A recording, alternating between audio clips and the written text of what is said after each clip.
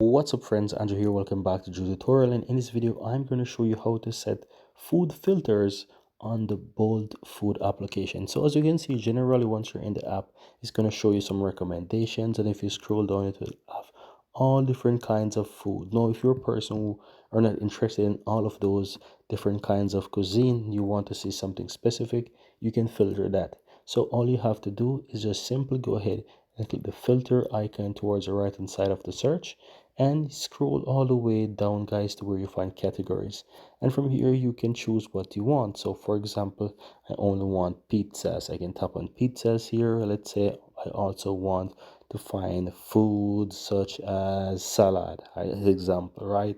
Or anything with chicken or noodles. Let's leave it like that: pizza, pasta and salad. So let's leave it like that for now, and all you have to do from now is click and apply. Everything that shows up on your page right now is going to only contain those options, and that's how you can easily go ahead and filter out or set those food categories on the bold food application.